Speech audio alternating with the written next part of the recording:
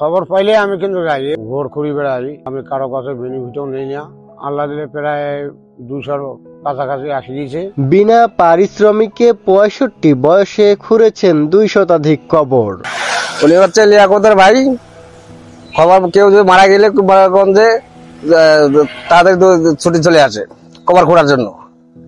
হ্যাঁ, এই জন্য পাড়াপড়শি বাড়ছি সবাই ওনাকে ভালোবাসে আর কি। টাকা পয়সা নেয় না, উনি তো কোনো টাকা পয়সা কি বানায়, টাকা পয়সা চায় না বা নেওয়া না টাকা পয়সা। ওনার বিনা প্রথমে মনে করছে কবর করে।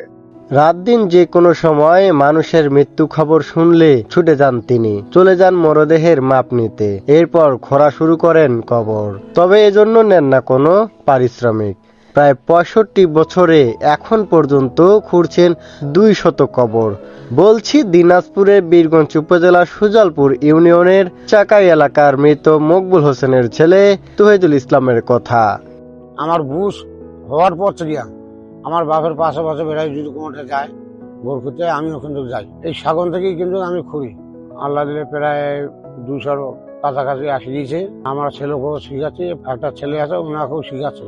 আর যতদিন বাঁচিয়ে আছি ততদিনেই আমি কিন্তু ভোর খুঁড়বো। কিন্তু খবর পাইলে আমি কিন্তু যাই, এবং কেউ ডাক দেয়, যার যদি লোক থাকে হয়তো সে ডাকে না, যার লোক নাই সে ডাক দেয়, আমি কিন্তু চলে যাই। যত বড় আমার কাম থাক, বিনা টাকায় আমি কিন্তু খুঁড়ি দিয়ে আসি। টাকার কথা কইলে আমি যাব। যখন যে কাজ পান সেই কাজ করেই সংসার চালান তিনি।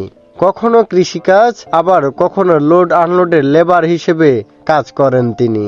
কিন্তু অরিজিনাল কাজ আমার হলো লেবারই করি আমি। এখন লজ্জা শরম করে কিছু নাই, গরিব মানুষ, পেটটা চালাইতে হবে।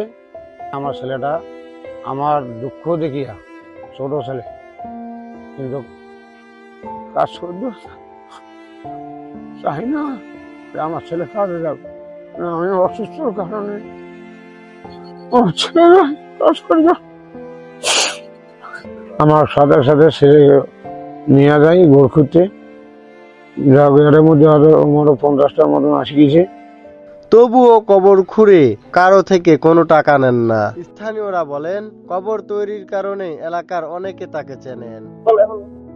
উনি তো অনেক ভালো মানুষ। খবর উনি যখনই কেউ মারা যাওয়ার খবর পায় তখনই উনি চলে যায় গোর খুঁড়ে। উনি অনেক কবর খুঁড়ছে এবং বিনা পারিশ্রমিকে অনেকের কবর খুঁড়ছে। এই কাজটা, ওনার এই উদ্যোগটা ইসলামিক দিক দিয়ে অনেক ভালো, এবং এলাকার মানুষ ওনাকে অনেক ভালোবাসে এই বিষয়টা দিয়ে। এই জন্য সবাই ওনাকে ভালো চোখে দেখে, এবং উনি এই কাজটা অনেক ভালো কাজ, উনি ভালো কাজটাই করতেছে। উনি যদিও গরিব, উনি তারপরও বিনা পারিশ্রমিকে এই কাজটা করে, সবার গোর খুঁড়ে দেয়।